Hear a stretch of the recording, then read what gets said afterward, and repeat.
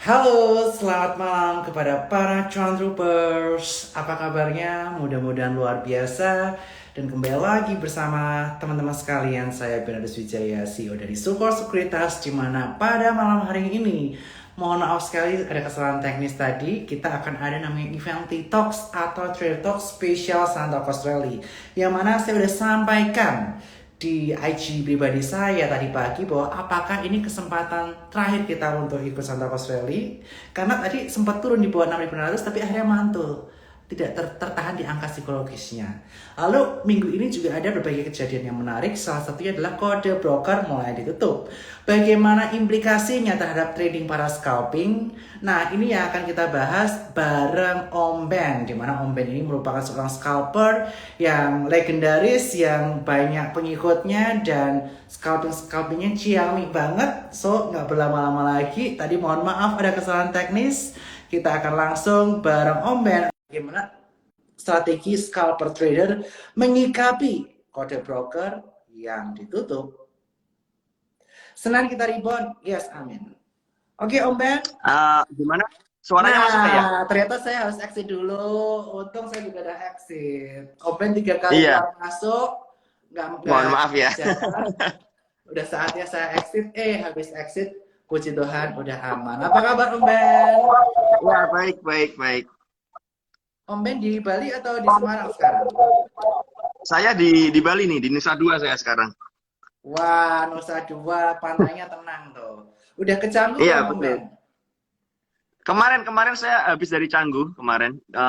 Dua malam di Canggu kemarin. Canggu enakan vibe-nya. Aduh, kalau saya sih nggak terlalu suka karena terlalu ramai buat saya ya. Saya lebih suka di kayak di Nusa Dua yang Oh, lebih lebih tenang seperti itu. iya ya, beda nih tipe ya. Saya tipenya yang suka rame-rame yang di Canggu, Om Ben, tipe yang tenang-tenang suka ya di Nusa Dua. Tapi topik malam hari ini bukanlah soal Bali ya teman-teman ya. Topik malam hari ini kita akan bahas kaitannya mengenai Santa Coast Rally. Tetapi sebelumnya kita buka dulu nih. Kaitannya mengenai kode broker yang mulai ditutup di perdagangan Senin minggu ini.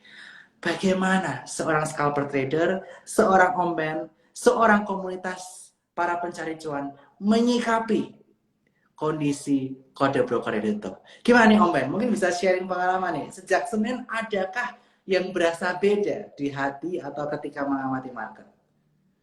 Iya, jadi memang sedikit apa ya adjustment saya pribadi di hari Senin juga melihat marketnya itu mungkin lebih wait and see ya, lebih berhati-hati karena dengan nggak adanya kode broker ini kita nggak pernah ngerti kalau kita mau scalping ini siapa yang mengguyur dan siapa yang diguyur seperti itu ya, Yes. siapa yang membeli. Jadi benar-benar seru sih sebenarnya, cukup seru. Nah, makanya karena dengan kode broker yang tutup ini saya lebih berhati-hati dalam arti jika ingin melakukan pembelian buy on breakout ya untuk scalping sekalipun ya kita benar-benar harus menggunakan money management yang benar-benar tepat karena sekali lagi kita nggak pernah ngerti apa yang terjadi ya, misalnya siapa yang membeli ketika breakout itu juga kita nggak ngerti dan siapa yang mengguyur juga kita nggak pernah ngerti. Makanya saya pribadi lebih apa ya lebih berhati-hati dan saya pribadi sudah mulai mengoptimalkan apa ya menggunakan technical analysis dan volume ya price action seperti itu sehingga apa ya ketika kita mengetahui di mana support dan resist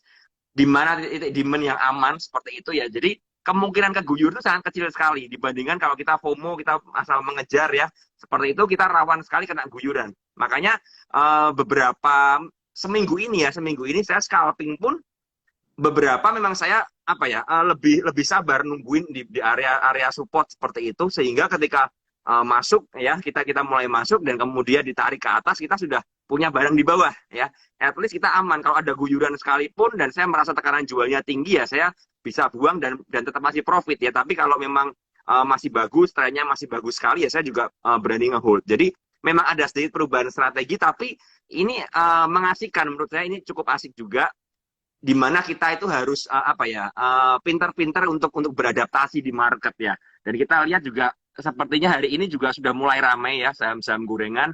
Saya lihat hari ini luar biasa sekali banyak yang naik ya. Dan ya puji Tuhannya marketnya mulai membaik ya daripada yang kemarin seperti itu. Wow, luar biasa ya. Jadi ceritanya ini mudah-mudahan para scalper udah mulai terbiasa. Aku juga kadang-kadang walaupun aku bukan scalper, aku suka ngamati nih. Suka cari-cari, tanya-tanya. Itu yang buyur broker sana tuh siapa sih? Kadang-kadang tanya-tanya, cari-cari info.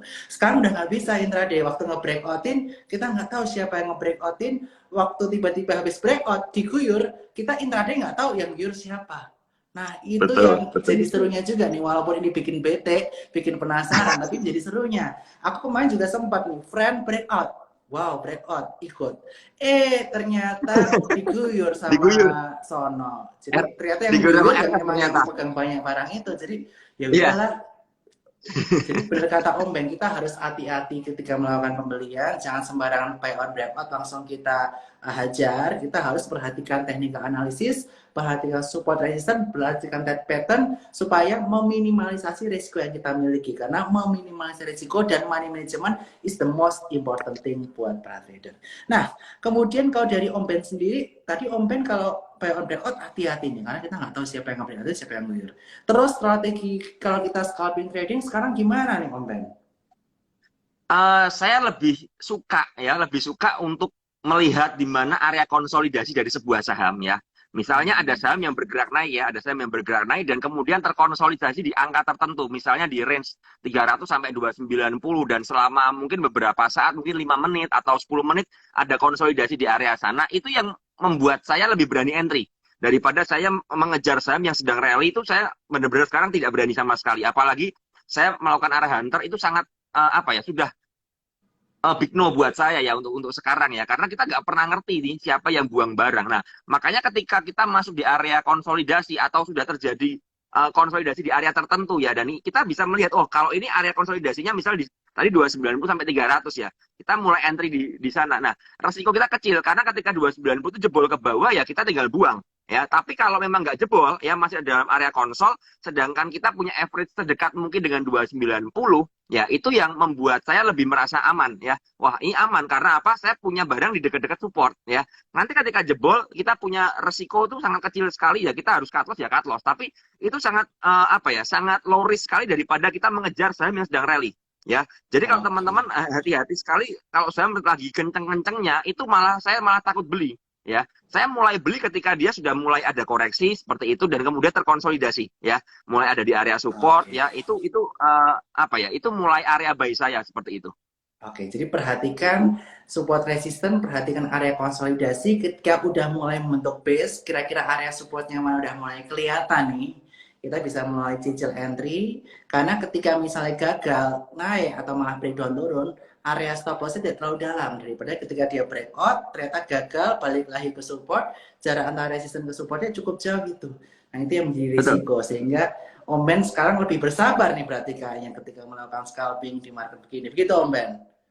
Ya, saya lebih sabar dan beberapa saham yang juga saya mainkan yang saya scalping ya saya kalau memang merasa itu sudah area support kuatnya ya dan benar-benar sahamnya lagi uptrend dan area support kuat saya lebih berani ngehold ya saya buy and hold mungkin 1 atau 2 hari dulu nungguin sabar karena saya mengerti trennya masih bagus dan kemudian saya punya barang di area support ya jadi saya lebih berani hold ya untuk beberapa saat. Nah, ketika nanti mulai bergerak naik, saya mulai melihat apakah saya harus melepas atau saya bisa hold dulu sampai kena rest atau kena target-target tertentu. Seperti itu kalau saya sekarang. Oke, jadi buy on weakness, kemudian nggak harus scalping, harus sabar. Kadang kita nyimpen 1-2 hari nggak apa-apa. Kemudian kita lihat situasi, asalkan trennya masih bagus, secara garis besar, masih ada opportunity ke atas, nggak breakdown, kita masih bisa hold. Nanti ketika dia breakout, kita lihat nih buangannya kenceng atau enggak, atau masih cukup kuat ke atas. Kalau masih cukup kuat, masih kita hold. Kalau enggak, ya udah kita melakukan trimming atau kurangin posisi begitu. Wow, wow, wow.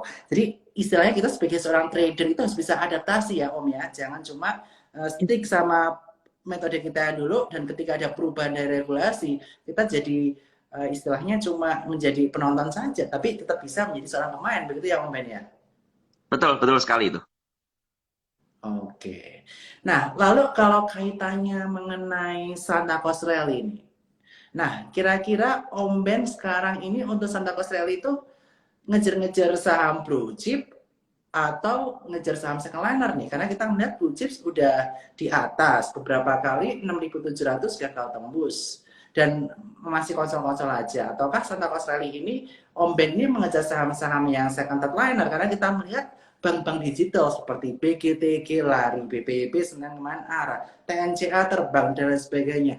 Kira-kira gimana nih Om Ben? Kira-kira blue chipsnya di situ-situ aja tapi second linernya lari. Apakah sekarang window dressingnya hanya second liner nih Om Ben? Silahkan. Kalau saya lihat memang apa ya, memang mungkin karena harganya udah price in semua ya, dan kita ngerti posisinya udah di area resist ya, di area resist semua, IHSG juga di area resist, dan seperti yang kita lihat gagal break ya, gagal break ke atas, candlenya pun membentuk candle kayak reversal turun lagi seperti itu. Nah ini saya melihat dengan posisi seperti ini ya, maka kebanyakan saya memang memegang saham-saham second dan third liner ya. Jadi kita lihat, dan saya sering bilang ya, untuk saham-saham yang kita kejar ya, untuk seperti kita simpan itu, saya selalu mencari saham yang uptrend ya, saham yang uptrend, saham yang momentumnya kuat ya. Contoh aja yang kemarin kita lihat BVIC, BBYB, BGTG ya, itu yang memang menghasilkan return yang cukup bagus buat portofolio kita kalau kita masuk ya, tentu saja kayak TNCA juga ya. Nah, untuk saham-saham blue chip ini saya lebih melihat kalau saya mau masuk ya untuk tarikan terakhir di windows dressing ya, saya tunggu koreksi dulu. Ya, ini kan marketnya memang lagi terkoreksi nih. Nah, kita lihat marketnya sampai seberapa dalamnya seperti itu ya. Ketika dia sudah membentuk base lagi, nah ini baru saya berani untuk mulai kolek saham-saham blue chip untuk tarikan terakhir. Jadi saya lebih bersabar dulu menanti apakah saya mau masuk ke blue chip lagi. Itu belum ada plan. Saya lebih melihat IHSG-nya dulu, karena jelas sekali bahwa blue chip ini terkoneksi dengan IHSG. Kalau IHSG-nya turun, pasti blue chip-nya yang kena duluan kan, seperti itu. Nah, saya melihat seperti yang pernah kita bahas ya sebelumnya, bahwa Windows dressing ini mungkin tidak akan semenarik tahun lalu ya, tidak akan se-wow tahun lalu, dan bahkan beberapa teman sudah mulai frustasi yang megang blue chip ini Windows dressing ada apa enggak, ada bilang seperti itu ya. Jadi saya melihat dengan adanya pola seperti ini ya, dan IHSG-nya pun sudah mulai dekat all time high ya, maka mungkin kalau teman-teman membeli saham-saham blue chip ya, kita nggak bisa mengharapkan return yang gede, yang wow banget ya. Seperti contoh misal kita membeli BBRI ya, kita nggak bisa mengharapkan BBRI naik di atas 10 atau 20% ya. BBRI bisa balik 44, 45 itu sudah, menurut saya sudah bagus banget ya, sudah bagus banget dengan posisi sekarang. Dan saya melihat dengan seperti ini, sepertinya nanti ketika Windows dressing terjadi, saham yang akan dinaikkan merata. Jadi IHSG-nya ini tidak melulu ditarik dengan perbankan aja, tapi mungkin hanya beberapa saham yang punya market besar akan ditarik bersama-sama sehingga IHSG-nya tetap naik ya. Tapi yang tadi saya bilang, mungkin kenaikan per sahamnya itu nggak setinggi dari tahun lalu. Ya, kalau saya melihat seperti itu. Dan mungkin terjadi kenaikan rally-nya itu mungkin setelah tanggal 20-an ya. Setelah tanggal 20-an saya perkirakan marketnya akan sedikit membaik, dan Santa Claus Rally akan terjadi di minggu ketiga ya, start minggu ketiga itu. Oke, jadi kita perhatikan ya teman-teman, minggu ketiga starting 20-an berpotensi saham-saham blue chips dan saham-saham lain juga ikut rally untuk window dressing. Tapi sekali lagi perhatikan, Santa Claus-nya nggak sebaik tahun lalu teman-teman. Santa Claus-nya tahun ini agak pelit-pelit dikit. Tahun lalu kita udah dikasih cuan banyak, tahun ini agak hemat ya Santa Claus-nya ya. Jadi teman-teman perhatikan cuannya nggak akan sekencang tahun lalu kalau saham blue chips. Tapi kalau untuk saham second liner ada potensi yang cukup bagus. Tapi yang tadi kata Om Ben sampaikan, perhatikan saham-saham yang lagi uptrend, perhatikan tiap piece di area-area uptrendnya. Nanti teman-teman bisa lakukan pembelian bertahap, dan teman-teman nanti bisa menikmati profitnya di saham-saham second liner. Nah, sebelum kita bahas nih kaitannya mengenai saham-sahamnya apa, aku pengen tanya nih. Kalau sektor yang menurut Om Ben, baik blue chip maupun bukan blue chip, yang masih menarik kita lirik dan upside-nya lumayan untuk window dressing, apa nih Om Ben? Silahkan. Kalau saya lihat sekarang sepertinya memang yang kembali ya, ternyata perbankan yang memegang peranan ya, tapi di bank digital ya, bank mini ya, bank kecil yang ditarik duluan ya, seperti itu. Mungkin untuk upside yang ke depan kita lihat masih ada itu di saham-saham teknologi ya, saham-saham tech itu mulai bangkit ya, mulai bangkit seperti MTech dan kawan-kawan itu mulai menarik lagi ya, mulai menarik dan mulai terbentuk pola reversal lagi ya. Dan ini layak kita cermati ya. Jadi akumnya juga udah mulai bagus ya. Seperti kita lihat juga Bukalapak sepertinya juga sudah mulai diakumulasi lagi ya, diakumulasi ulang oleh asing seperti itu, untuk mungkin ya yang tadi saya bilang ya, Bukalapak punya market yang cukup besar juga. Kalau Bukalapaknya juga ditarik ke atas, otomatis IHSG juga bakal bisa naik ya, bisa naik, bisa bentuk all time high. Jadi menurut saya kita bisa cermati saham-saham yang teknologi atau saham-saham yang kalau sepertinya properti konstruksi saya lihat tidak terlalu wow banget ya, trennya juga belum bagus ya.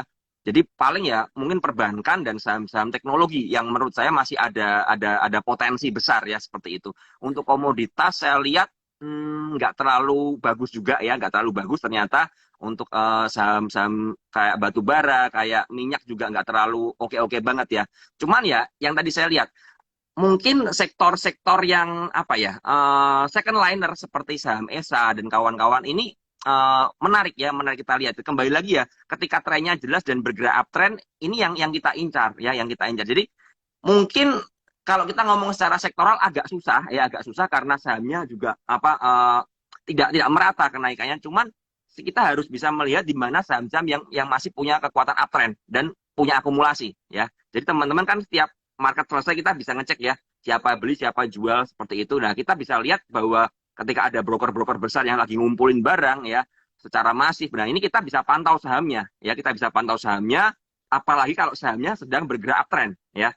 Sedang bergerak uptrend tapi memasuki masa konsolidasi ya, sideways sedikit ya atau ada koreksi-koreksi minor. Nah, ini kita bisa manfaatkan untuk mulai cicil beli lagi. Seperti itu kalau saya. Oke, jadi kita bisa perhatikan tadi sektor perbankan. Nanti kita tanya nih saham favoritnya apa. Kemudian ada sektor teknologi. Dan jangan lupa tadi ada saham-saham second liner yang uptrend yang cukup kuat. Salah satunya adalah ESA tadi sampaikan Om Ben. Ini juga cukup menarik. Baik untuk scalping ataupun swing ya Om Ben ya. ESA-nya untuk swing juga enak banget. Dia baru breakout. Dan Ya, breakout dengan betul. volume dan dia tertahan di area breakout-nya. Begitu. Nah, Om Ben, kita bahas dulu nih ke yang blue chip dulu buat teman-teman sekalian dan habis itu yang second liner. Tapi sekali lagi saya ingin mengingatkan buat teman-teman sekalian yang belum membuka rekening Sukosekuritas, jangan lupa untuk buka rekening Sukosekuritas di e-form.sukosekuritas.com yang ada di link sini. Dan juga Om Ben juga sebentar lagi akan launching nih kerjasamanya dengan Sukosekuritas ya Om Ben ya. Nanti kita akan resmikan tahun depan, nanti kita bikin webinar bareng bulan Januari. Akhir tahun ini approximately minggu ini fitur fast trading di laptop udah bisa Om Ben, jadi minggu depan bisa dicoba. Nanti Om Ben dan tim bisa coba dulu, kalau udah comfortable, nanti kita bisa launching bareng, jadi teman-teman PPC juga bisa menikmati spot generation, bisa menjadi cuan troopers, dan juga nanti bisa ikut bagian dalam acara-acara kita, yang mana kita akan launching juga aplikasi terbaru kita nanti di bulan Maret untuk mobile. Dan sekarang kita akan lanjutkan langsung ke pertanyaan buat Om Ben dari saya dan buat teman-teman yang mau nanya juga. Jangan lupa di kolom Q&A saya akan tanya dari yang like-nya paling banyak, baru kemudian kita ke like yang lebih dikit. Oke Om Ben, kalau saham perbankan dari si blue chip yang menarik apa nih Om? Silahkan. Saham perbankan dari sisi blue chip menurut saya sebentar saya coba cek chartnya sekalian. Hmm, Saya rasa seperti BBR ini masih menarik ya kalau teman-teman suka, masih menarik ketika dia mulai menguji area 4080 sampai 4100 ya, area sekitar segitu itu masih menarik ya karena kita lihat tetap ini blue chip ini BBR ini salah satu favorit ya, pasti salah satu favorit saya karena pergerakannya juga cukup bagus ya. Cuman memang dengan adanya apa ya, dengan adanya konsolidasi seperti ini kita harus berhati-hati untuk entry-nya ya. Kalau kita entry-nya ketinggian ya bahaya. Lalu untuk perbankan lagi yang saya lihat masih oke ini BBNI ya. BBNI ini masih cukup oke, cuman BBNI pergerakannya agak sedikit liar ya, agak sedikit liar dibandingkan BBRI ya. Jadi saya untuk perbankan lebih memilih dua saham itu BBRI dan BBNI ya untuk blue chip-nya seperti itu. Kalau untuk perbankan-perbankan yang second liner seperti BRIS dan lain sebagainya itu menarik nggak yang non digital? Uh, Kalau BRIS saya enggak ya. BRIS ini sudah breakdown ya kemarin ya, breakdown dari 2000-nya. Saya lihat ini juga belum ada perbaikan trennya juga. Jadi saya belum melirik ke arah BRIS ya seperti itu. Daripada BRIS saya lebih memilih ke agro ya, ke agro. Nah, Agro kita bahas yang digital apa aja nih selain agro dan kenapa? selain agro kalau memang yang lain ya tetap yang paling oke menurut saya sekarang adalah BGTG sama Bivik ya, dua itu menurut saya ini oke banget ya, momentumnya oke banget. Nah ini kan sekarang kayak kita lihat Bivik ini kan masih masih menguji nih, masih masih konsolidasi, menguji area resist dan area supportnya ya, dia masih berada dalam range yang lebar. Nah ini kita lihat, kita bisa pantau beberapa hari ke depan karena volumenya juga masih bagus banget ya, masih bagus banget. Jadi Bivik saya lebih suka ya daripada kalau BGTG sepertinya sudah mulai mulai melemah momentumnya dan kena area resist kuat juga ya di area 344 ya. 344 346 kalau memang bisa break baru menarik lagi, tapi kalau nggak bisa break dia bakal cari support lagi. Jadi dibandingkan BGTG saya lebih prefer ke BVIC-nya dulu ya, lebih prefer ke ke BVIC. Kalau untuk bank Oke. digital seperti itu sih saya. Jadi tadi Grace nggak menarik, lebih menarik agro. Kalau selain agro tadi ada BGTG Bevik, tapi BGTG udah kena resist ya tadi ya. Jadi lebih Ya, better Bevik. Nah, kemudian area-area yang bisa diperhatikan mana nih, Om Ben? Yang untuk tadi Bevik dan juga untuk agro. Untuk kita entry maupun untuk resisten-resistennya yang bisa kita perhatikan. kalau BVIC ini lebih aman ya. Kalau memang dikasih itu lebih aman, kita coba entry di area 242 sampai 236 ya. Itu area-area amannya. Cuman nggak ngerti ya, karena begini, saham yang bergerak super uptrend ini ya, kayak kayak BVIC ini momentumnya sangat gila seperti ini, hampir nggak dikasih koreksi biasanya. Hampir nggak dikasih koreksi. Biasanya kalau saya masih mau kejar saham seperti ini, yang saya lakukan adalah saya mencoba untuk beli bertahap ya. Misalnya sekarang di harga 258, oke lah saya kalau ada koreksi ke 250-an, saya akan beli sekitar 10-20% porsi ya, seperti itu. Nah, kemudian baru kita mencari di area support kuatnya. Nanti seandainya nggak diambil di bawah dan dia digas ke atas ya, kita melakukan average up seperti itu. Karena ya kita ngerti ini sahamnya bergerak, momentumnya kuat banget dan volumenya ini masih kenceng ya sampai hari ini ya. Jadi selama seminggu terakhir ini volumenya sangat bagus sekali. Nah ini agak susah memang entry-nya ketika sahamnya seperti, tapi ya biasanya strategi saya kalau saham seperti ini ya saya HK dulu mungkin 10 atau 20%, sisanya saya cari area supportnya ya. Kenapa 20%? Karena ya kita lihat karena sahamnya ini bergerak rally seperti ini, kadang-kadang ngantri nggak dikasih ya, kita ngantri nggak dikasih, makanya strateginya ya HK sebagian kecil aja, mungkin 20% aja maksimal, sisanya yang 80% kita cari di area-area supportnya. Kalau saya seperti itu. Oke, dan sekali lagi semuanya ini disclaimer ya teman-teman semuanya. Tiap Betul, orang tuh disclaimer. memiliki trading style berbeda-beda. Ada scalper, ada swing trading, kemudian ada investor, kemudian juga ada yang berbeda juga stock universe-nya. Ada yang bisanya menang beresiko rendah, biasanya mereka blue chips. Terus ada yang suka yang lebih high beta atau high volatility, second third liner. Jadi kembali lagi teman-teman. Risk profile teman-teman pahami, perhatikan risiko masing-masing, disiplin untuk stop loss. Kalau salah posisi, stop loss itu bukan berarti kiamat, tapi itu mengamankan resiko kita, mengamankan modal kita. Sehingga sekali lagi buat teman-teman, tadi thank you yang buat ngingetin disclaimer. Hari ini saya juga kasih disclaimer pada malam hari ini. Dan saya juga boleh nambahin ya Om Ben ya. Jadi besok kita juga ada talk show nih Om Ben nih buat teman-teman sekalian dengan salah satu CEO dari bank digital yang hari ini sempat ARB, tapi malah waktu ARB itu diburu barangnya hingga akhirnya closingnya hijau, yaitu BBB atau Bank Neo Commerce, yang mana kita melihat usernya merupakan bank digital dengan user terbanyak, yaitu 12,6 juta, dan kemudian kita melihat bahwa Sekuritas pun menargetkan di harga 4.340. Jadi untuk BBB buat teman-teman yang pengen lihat bank digital lainnya bisa perhatikan besok. Lah, lalu Om Ben, kita mau nanya juga, tadi Om Ben menyebutkan sektor teknologi. Nah, teknologi yang menarik untuk diperhatikan apa Om Ben? Saya tertarik sama MTech ya, MTech. MTech Hmm. ini kalau dari saya lihat, kalau sampai bisa menguji ke arah 2100 dan memang mantul, itu area buy yang sangat bagus sekali menurut saya ya. Dan cukup cukup loris ya, antara 2100 sampai 2000 lah kita let's say di area tersebut. MTech ini akumulasinya bagus ya, asing masih terus ngumpulin terus. Cuman memang ya seperti biasa ketika harganya dibawa ke atas tentu ada yang buang barang di atas. Nah, makanya kita yang tadi saya bilang dengan saham-saham yang posisinya bagus seperti ini ya, ini kita menurut saya lebih lebih prefer untuk tunggu aja. Dan MTech sepertinya kok terlihat membentuk seperti inverted head and shoulder ya, seperti itu. Nah, kita lihat dan saya cukup lihat ketika di 2100 2000 itu dia menguji ke arah sana, kita bisa manfaatkan untuk buy on weakness seperti itu. Oke, MTEK bisa diperhatikan. Kemudian kalau untuk saham-saham Alpha Stock, tadi ada sebut ESA. Kira-kira ESA posisinya yang menarik untuk kita perhatikan mana, dan kemudian Alpha Stock lainnya selain ESA yang bisa kita perhatikan untuk swing ataupun yang untuk scalping apa nih Om Ben? Sebelum saya buka pertanyaan buat teman-teman sekalian. Kalau ESA ini posisinya sekarang ada di resist ya, sudah ya di sekitar 416 420 itu area resist lagi.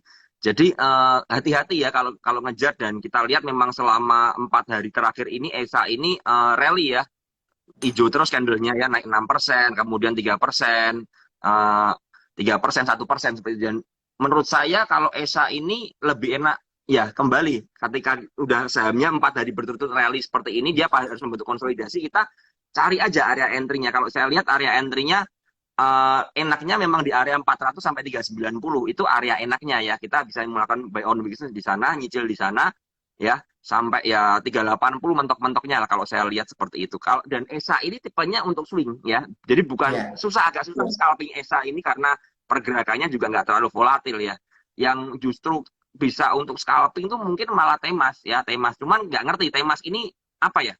Temas ini saham yang cukup unik menurut saya karena selama dia rally ini nggak pernah cukup tebel bid overnya ya, bener-bener ya, tipis dan bener-bener apa ya, sangat volatil ya. Jadi ini kita kembali lagi ya, kalau kita mau scalping tentu saja kita mencari saham yang volatil. Tapi sekali lagi disclaimer on ya, Temas ini sudah arah ya, sudah arah, dan kita nggak ngerti apakah Temas besok kena suspend atau enggak karena memang sudah pernah suspend sekali ya Temas ya. Dan ini memang terus ditarik ke atas secara gila-gilaan. Nah, ini salah satu stok yang kita bisa manfaatkan untuk scalping ya, untuk Temas ini ya. Juga kalau ngomong soal perkapalan ya, sebenarnya ada satu saham yang benar-benar mungkin teman-teman nggak memperhatikan ya, itu PSSI. Ya, ya, PSSI ini kalau teman-teman buka chartnya dari Agustus sampai sekarang itu benar-benar kalau teman-teman pakai pakai MA10 aja ya, itu chartnya selalu di atas MA10. Ya, dia naiknya perlahan ya, dari saya lihat dari 9 Agustus ini di harga 250, sekarang udah di 430 ya.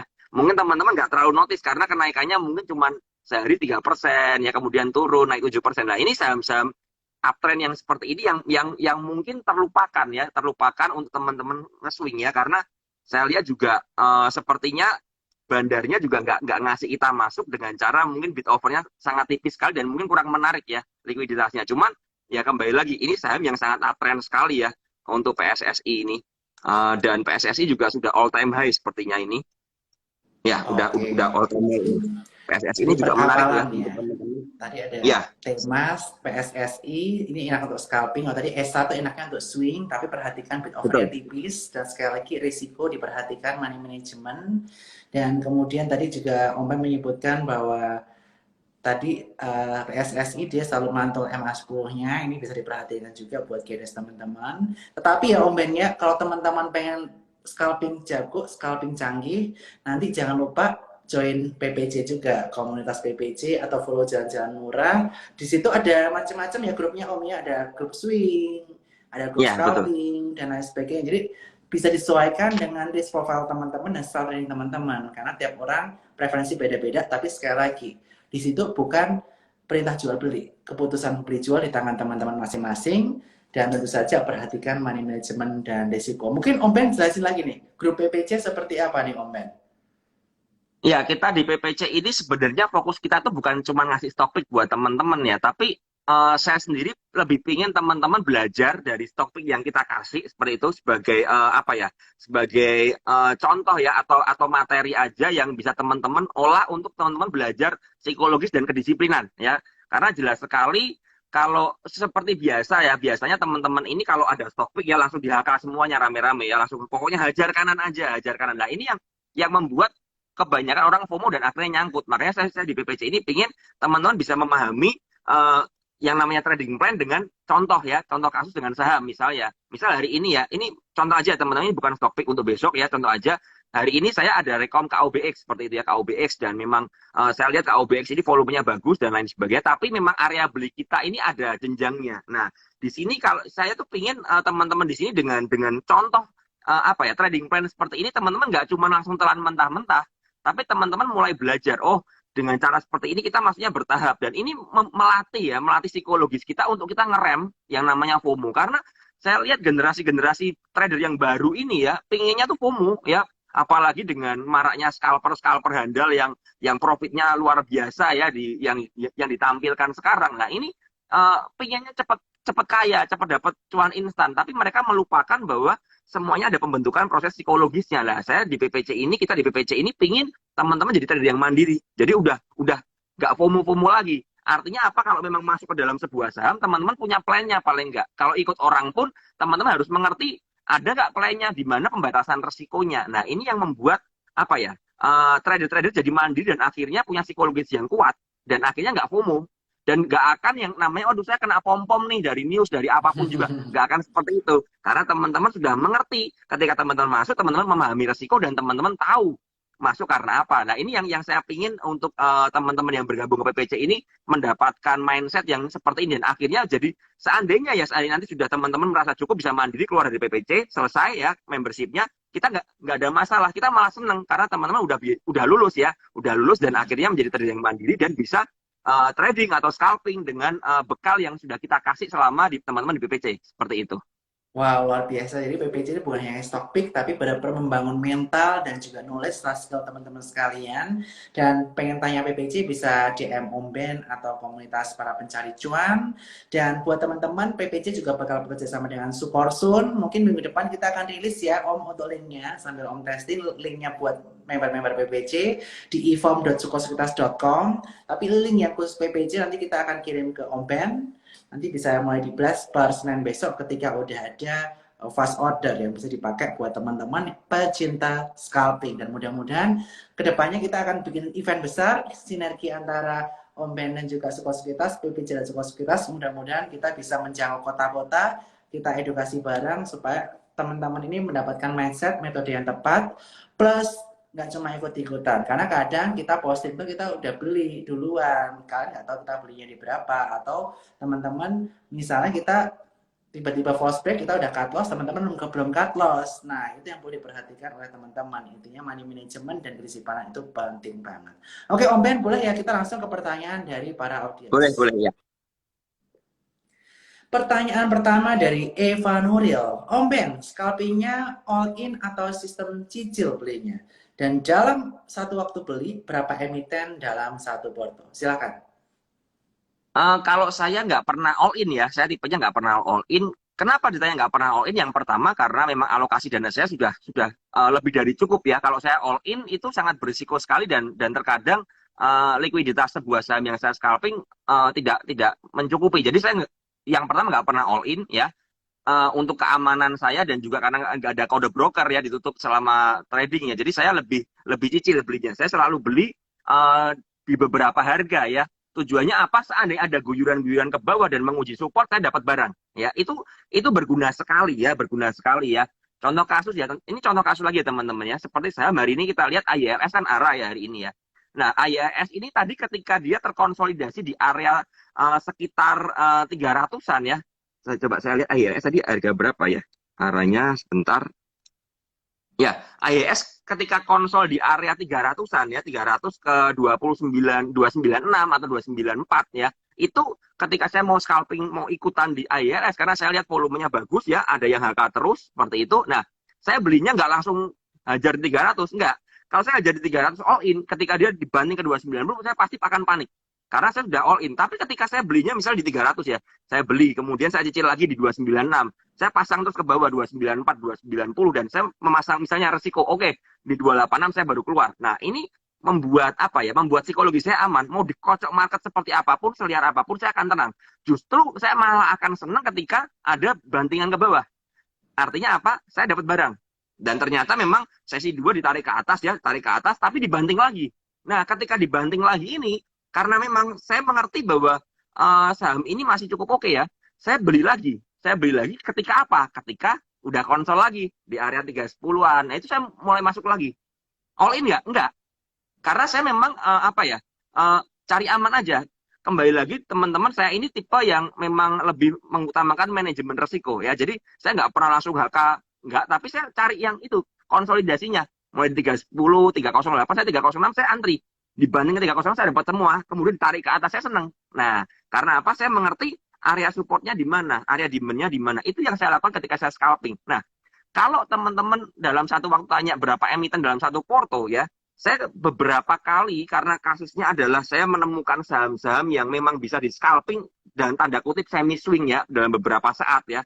Contoh seperti KOBX. KOBX saya pernah bilang ke teman-teman, mungkin ada yang nanya ke saya, KOBX itu punya support kuat di 240 ya, support kuat di 240. Nah, ketika dia nguji 240 dua kali waktu itu ya, itu area baik kita. Nah, kemudian kan dia belum bergerak naik, tapi karena saya mengerti 240 area tahanan yang sangat kuat sekali ya, saya berani nahan. Saya buy and hold dulu ya. Jadi saya sedikit nge-swing. Nah, akhirnya hari ini baru tarik ke atas. Nah, baru saya mulai cicil-cicil buang ya. Ketika area resist saya mulai buang bertahap seperti itu.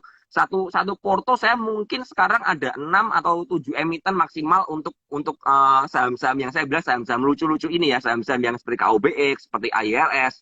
Ini saya maksimal punya 6 atau 7. Tapi kembali lagi, ini maksimal yang bisa saya pantau. Kalau saya merasa kewalahan, saya akan lepas ya. Saya akan lebih berfokus ke mungkin ada 4 atau 3 ya. Kembali lagi seperti itu. Kenapa saya berani 6 atau 7? Karena pergerakan sahamnya nggak volatil. Artinya sahamnya lagi konsolidasi semua. Ya, ini yang saya manfaatkan untuk saya entry bertahap. Ya, jadi saya memastikan juga jadi gini, saya entry pun ya, saya masih entry mungkin sekitar 30 atau maksimal 35% porsi. Saya masih punya 65% cash. Tujuannya apa? Seandainya ini kebanting ke bawah, saya bisa melakukan average zone di bawah, kemudian sell on strength. Ya, jadi saya akan mencari support-supportnya dan buang di atas. Ini yang saya lakukan di market yang sekarang menurut saya nggak bisa lihat order broker ya. Dan ini ternyata berguna sekali dalam seminggu ini. Winning rate saya cukup tinggi sekali ya, di atas 70% ya. Ada cut loss-nya juga, tapi overall masih bagus ya. Ya, ini penyesuaian ya yang saya lakukan untuk market-market yang sekarang ini seperti itu. Wow, penjelasannya luar biasa banget Om Ben. Ini buat teman-teman, kalau ketika market nggak ada kode broker, kita nggak tahu nih yang nge-breakoutin siapa, nggak tahu yang viewer siapa. Jadi teman-teman, kalau Om Ben mementingkan manajemen risiko. Jadi ketika melakukan lakukan pembelian cicil, ketika area konsolidasi, jadi ketika lari bisa lakukan trimming atau penjualan secara bertahap. Itu yang dilakukan oleh Om Ben. Dan dalam waktu satu kali beli, Om Ben kisarannya saat ini di 6 saham ya Om Ben ya. Tapi kalau emang udah nggak bisa mantau, bisa kurangin jadi 3-4 saham. Tapi karena Om Ben ini belinya ketika konsolidasi ini, jadi bisa lebih banyak saham. Jadi sahamnya itu emang bergeraknya nggak cukup volatile ketika dilakukan pembelian, tapi ketika naik dilakukan trimming secara bertahap. Seperti itu teman-teman. Nah, kemudian kita akan lanjutkan pertanyaan selanjutnya. Om Ben, kalau untuk tektokan atau scalping nih, screening untuk saham yang menarik gimana nih? Silakan. Nah, untuk tektokan ini selalu ya, kita bisa melihat trennya ya. Saya selalu bilang kita lihat trennya dulu. Saya lebih suka tektokan di saham uptrend. Ya, jelas ya di saham-saham yang bergerak uptrend. Itu jelas sekali karena apa? Momentumnya bagus. Ya, jadi dibandingkan saham downtrend, saya lebih suka mencari saham uptrend. Itu yang pertama. Dan kemudian saya melihat screening secara volume. Ya, di mana ada volume yang cukup besar hari itu atau ada peningkatan volume dari sebelumnya ya, tapi sahamnya masih bergerak di situ-situ aja ya, atau bahkan ada sedikit pengujian resist dan kemudian gagal, tapi volumenya udah keluar. Nah, ini yang jadi pantauan saya. Selalu akan jadi pantauan saya. Jadi saya melihat, pertama harus uptrend, yang kedua saya melihat volumenya. Ketika volumenya itu masih terus bagus ya, nggak ada buangan ya, ada buangan pun buangannya minor, buangannya kecil-kecil ya. Ini menjadi menjadi kesempatan saya beli. Ketika ada koreksi, tapi koreksinya minor ya, dengan volume yang kecil dan ketika saya melihat di akhir sesi, ternyata saya buka kode brokernya ya, yang buang kebanyakan broker-broker retail ya, dan yang beli broker-broker besar ya, itu semakin meyakinkan saya, wah ini saya jadi saham pilihan saya nih untuk besok untuk buy on weakness lagi ya. Ketika ada diskonan saya mulai masuk. Jadi saya sistemnya seperti itu sekarang. Jadi saya lebih melihat antara penggabungan antara tren ya dan kemudian volume dan TA-nya ya. Terutama saya memperhatikan support-support kuatnya ya. Kalau ada support-support kuat seperti yang tadi saya bilang KOBX di 240 itu adalah kesempatan beli di harga terbaik menurut saya dan di resiko yang sangat kecil sekali. Jadi kita harus bisa menentukan dulu support dan resist. Kebanyakan teman-teman sekarang sukanya nanya, aduh gimana sih caranya screening? Terus saya tanya, bisa analisa teknikal nggak?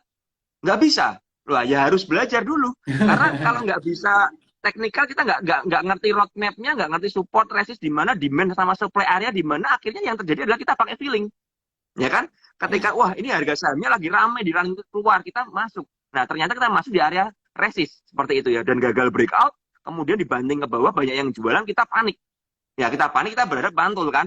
Kemudian akhirnya nyangkut. Ya, ini yang terjadi pada teman-teman. Makanya saya bilang teman-teman harus memperlengkapi diri ya. Selain bisa analisa bandarmologi, lebih baik lagi buat saya pribadi teman-teman menguasai yang namanya analisa teknikal. Karena buat saya pribadi analisa teknikal seperti roadmap ya. Kita bisa ngerti di mana support dan di mana resist.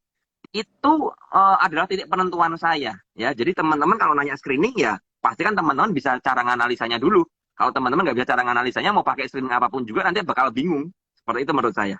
Wow, bener banget ya buat teman-teman untuk screening teman-teman harus punya ilmu dasarnya dulu nih. Ilmu dasarnya apa? Yaitu technical analysis sebagai roadmap teman-teman ketika melakukan trading supaya teman-teman tahu area lantainya mana atau supportnya mana, resisten atau atapnya mana sehingga teman-teman nggak salah entry, nggak buta ketika masuk ke dalam suatu saham. Dan tadi Om Ben juga menyampaikan screening sahamnya seperti apa. Om Ben ini prefer saham-sahamnya uptrend, kemudian waktu konsol dibeli cicil, dan kemudian perhatikan teknik analisisnya tadi seperti disampaikan oleh Om Ben dan juga sesuaikan dengan volumenya. Kalau volume bid offer tipis-tipis ya maksudnya jangan banyak-banyak. Kalau memang lumayan tebel ya bisa sesuaikan lebih banyak porsinya. Tapi sekali lagi perhatikan risk management, decision trading ada di tangan teman-teman semua.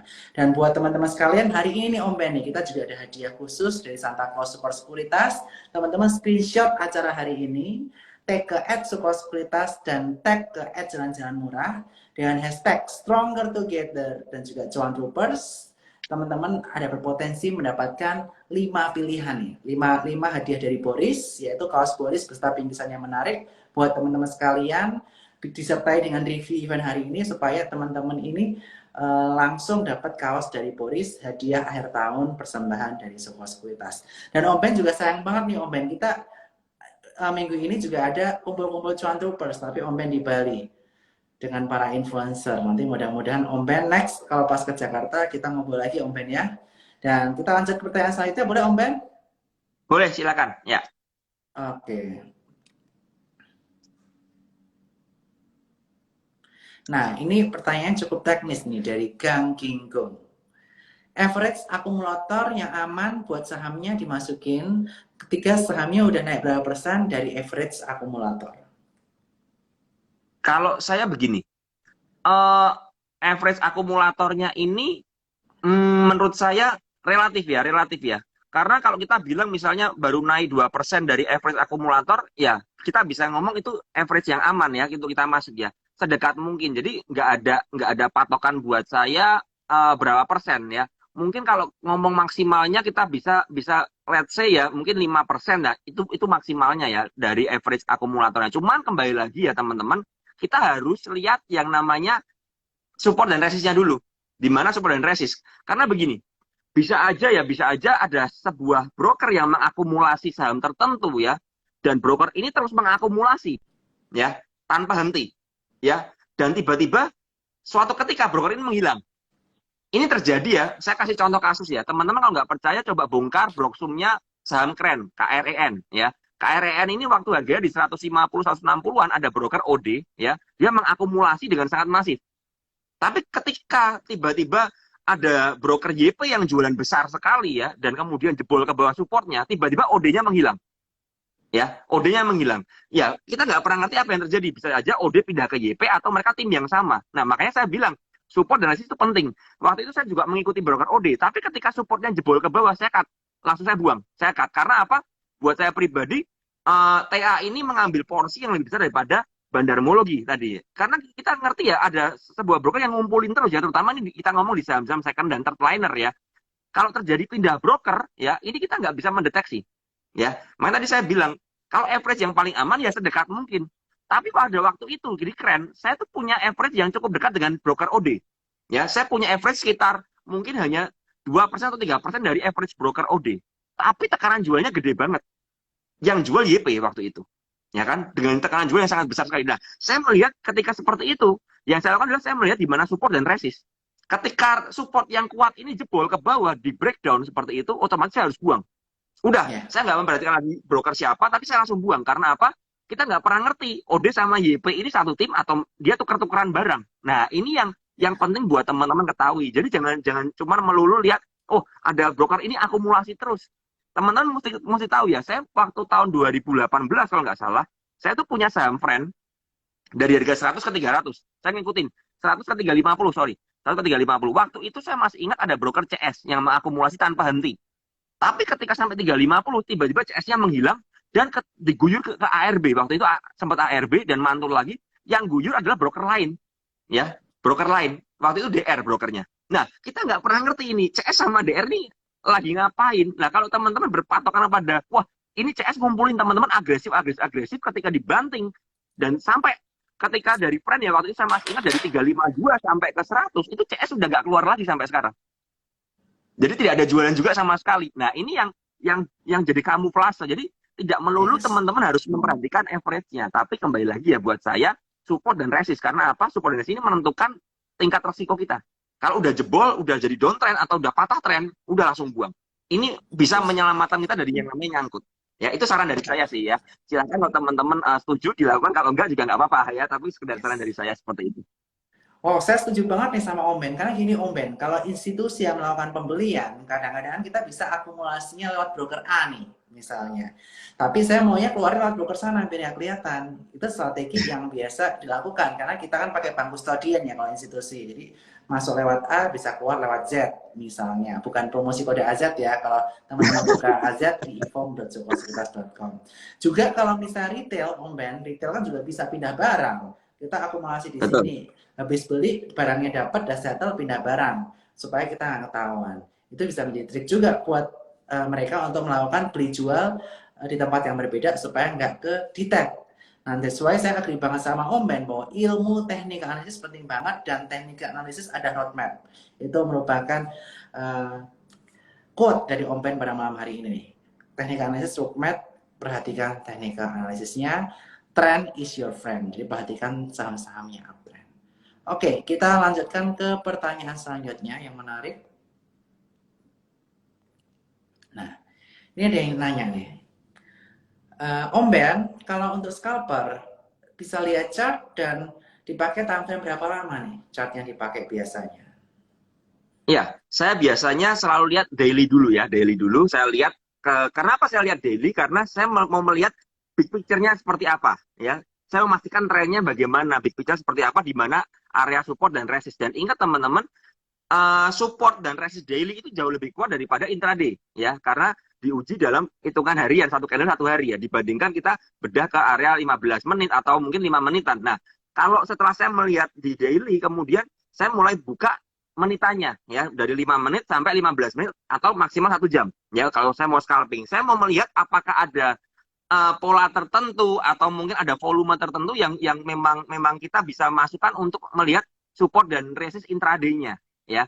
Nah, ketika saya sudah menemukan support intraday-nya, nah kemudian di situ saya menghitung resikonya. Oh, misal ya, saya melihat saham A ini support daily-nya di anggap aja 300 ya. Sekarang harganya di 320 ya seperti itu. Kemudian saya bedah lagi. Oh, intraday-nya saya menemukan ada pengujian beberapa kali ya, itu di sekitar 308 atau 310. Nah, ketika saya mau scalping, saya pakai yang mana? Saya pakai penentuan di intraday-nya ya 310 itu. Saya akan masuk di area 310 ya, mentok-mentok 306, 304. Saya akan cut loss ketika di bawah 300. Nah, ini yang saya pakai biasanya. Jadi intraday ini lebih kita pakai untuk scalpingan ya, karena scalpingan kan otomatis time frame-nya pendek ya. Dan kita bisa lihat misalnya di tadi ya areanya dia bergerak antara 310 sampai 320 aja ya.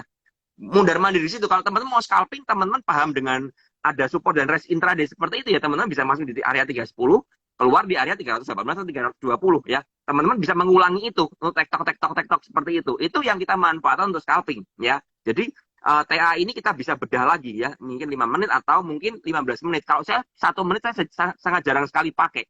Karena 1 menit terlalu volatil menurut saya. Jadi saya lebih pakai 5 menit atau 15 menit. Tapi kembali lagi ya, saya bedah di big picture-nya dulu di daily. Seperti itu. Oke, jadi sebagai seorang scalper, teman-teman harus lihat helikopter view dulu nih. Kita lihat garis besarnya seperti apa dari technical daily chart-nya ya teman-teman ya. Baru habis itu teman-teman nanti lihat intraday-nya menggunakan 15 menit atau 5 menit untuk tektok-tektoknya. Itu yang bisa diperhatikan buat teman-teman. Mudah-mudahan Iva terjawab ya. Dan kita akan ada pertanyaan terakhir dari ini nih.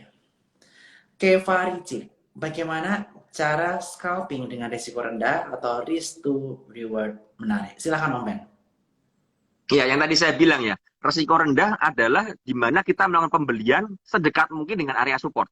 Ya, apalagi kalau kita ngomong support kuat. Kita bisa ngomong support kuat ketika ada pengujian yang berulang-ulang di titik tertentu.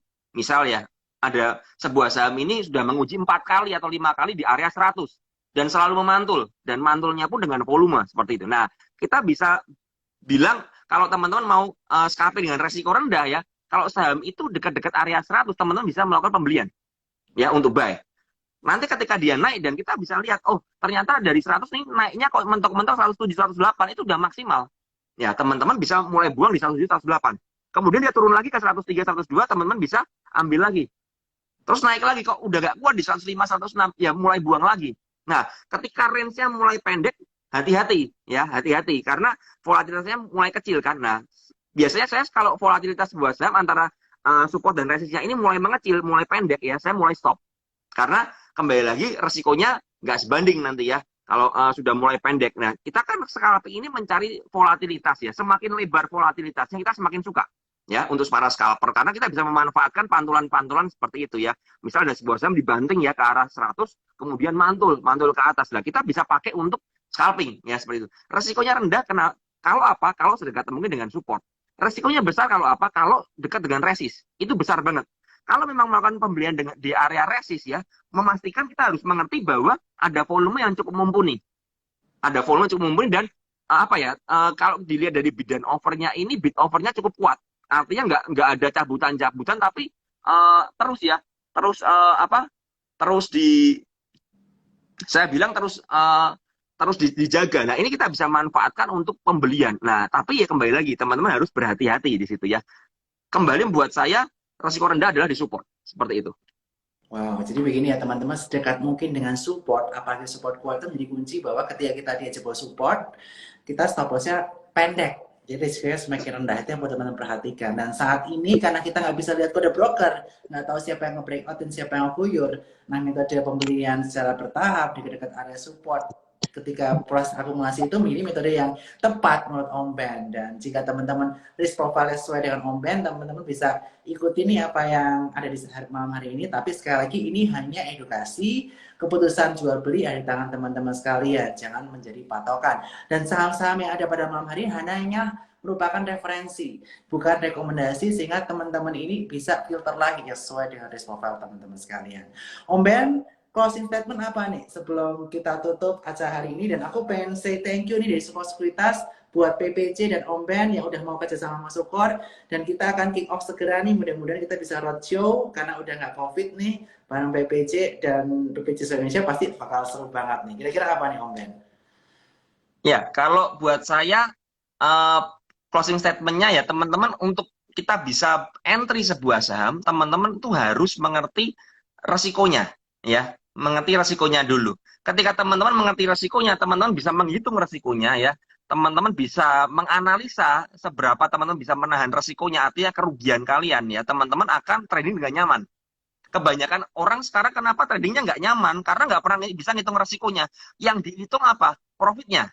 Wah, ini saham ini berpotensi arah. Selalu banyak sekali pertanyaan sama saya, Om Ben, saham ini potensi arah nggak? Saya selalu bilang arah itu bonus. Ya, arah itu bonus. Karena apa? Karena kita nggak pernah ngerti. Yang kita bisa ngerti adalah kita harus membatasi resiko. Ya, salah satu kepastian di market buat saya adalah kepastian itu adalah ketika kita bisa membatasi resiko. Ya, misalnya kita set ya, kita set. Oh, saya mau resikonya 3%. Kita punya nilai pasti, 3% resiko saya. Itu salah satu yang pasti di market. Nah, profitnya ini yang nggak pasti. Nah, profit ini kita bisa kawal yang namanya dengan trailing stop atau naikkan stop loss dan lain sebagainya ya. Tapi ketika kita bisa menghitung resiko, ya, resikonya benar-benar kita pahami ya, entry-nya kita pahami, oh area support di sini, teman-teman nggak akan khawatir. Mau marketnya bergejolak seliar apapun juga, teman-teman nggak akan khawatir. Karena apa? Teman-teman ngerti resiko saya berapa. Ya, ketika marketnya udah terlalu liar ya, teman-teman mau buang, merasa, waduh, kok saya ini kok merasa apa ya, lotnya kok kegedean, ya teman-teman bisa buang bertahap. Ya, saya pun selalu seperti itu. Jadi mungkin saya nggak pernah dapat profit maksimal ya. Misalnya ada sebuah saham ya bergerak dari harga 100 ke 300 ya. Mungkin saya nggak average jual saya nggak dekat-dekat 300. Mungkin di 250 atau 240. Tapi at least adalah saya merasakan bahwa trading ini nyaman buat saya. Artinya apa? Ketika saya memulai hari lagi besok untuk trading, saya nggak drain. Saya nggak stres, nggak capek. Karena apa? Saya mengerti di porto saya ini sudah terhitung resikonya. Resikonya itu apa? Resiko Mhm. loss dan resiko dari sejumlah besar uang yang saya tanam di sebuah saham. Ya, ini yang perlu dipahami. Kalau memang sahamnya bergerak volatil dan liar, saya mau masuk dan saya takut. Misalnya saya mau masuk 1.000 lot, saya takut. Ya saya nggak masuk 1.000 lot. Saya mungkin masuk cuma 200 atau 300 lot senyaman saya. Nah, ini yang membuat apa ya? Psikologi saya selalu kuat dan saya sudah siap cut loss. Maka saya selalu bilang sama teman-teman, kenapa saya kena cut loss? Pernah saya kena cut loss dalam sehari 15 menit 270 juta dan saya masih bisa trading. Kenapa? Karena saya paham resikonya. Ya. Saya memahami resiko dan akhirnya saya tetap bisa move on, ya bisa move on dan saya nggak sampai stres. Karena apa? Saya memahami semua resikonya. Jadi kesimpulannya adalah teman-teman pahami dulu resikonya daripada profitnya. Jadi nggak usah ngejar, profit itu bonus. Kalau teman-teman bisa menghitung semua resikonya dengan baik ya, itu profit datang sendiri. Otomatis karena apa? Kita punya psikologis trading yang kuat. Ketika trading kita kuat, psikologisnya bagus, kita analisa apapun juga clear. Nggak ada distraksi, nggak ada ketakutan. Ada orang yang analisanya jago tapi nggak bisa dipraktekkan. Dia nggak bisa melakukan analisanya karena apa? Nggak kuat psikologisnya, takut. Waduh, takut nih nanti kalau turun gimana, kalau kena ke atas gimana? Karena nggak pernah bisa menghitung resiko dan nggak pernah mempraktekannya. Akhirnya psikologisnya rusak. Nah, kalau udah rusak begini, teman-teman mau sejago apapun mau pakai analisa, nggak akan pernah bisa do analisa yang kalian lakukan. Sudah bikin plan susah-susah, nggak akan pernah bisa melakukan plan yang kalian buat. Seperti itu kalau dari saya. Oke, jadi buat teman-teman kesimpulan dari Om Benny, jadi teman-teman pahami nih risiko ketika melakukan trading saham, reward to risk ratio-nya, kemudian teman-teman sesuaikan stock universe yang teman-teman beli itu dengan risk profile teman-teman. Sehingga ketika trading tuh merasa aman, nyaman, dan teman-teman besok paginya semangat lagi kita trading, bukan feel drain atau kecapean seperti itu. Oleh karena trading itu merupakan hal yang dilakukan secara rutin berulang, dipastikan teman-teman memilih kenyamanan ketika melakukan trading dan jangan lupa untuk terus upgrade diri teman-teman dengan teknik analisis untuk mengetahui roadmap-nya dan tingkatkan skill dengan sering-sering scalping atau bisa join PPC dan cuan troopers dengan di link bio ini supaya teman-teman bisa makin profit, makin mantap dan kedepannya trading bisa menjadi gaya hidup dari teman-teman sekalian semua. Sekali lagi Om Ben, terima kasih banyak buat malam hari ini. Mohon maaf kesalahan teknis tadi awal-awal ya. Nggak apa-apa. Oke. Ya, Oke, sama-sama. Thank you Om Ben. Bye-bye. Selamat malam semua. Selamat bye-bye. together Om Ben. Stronger together.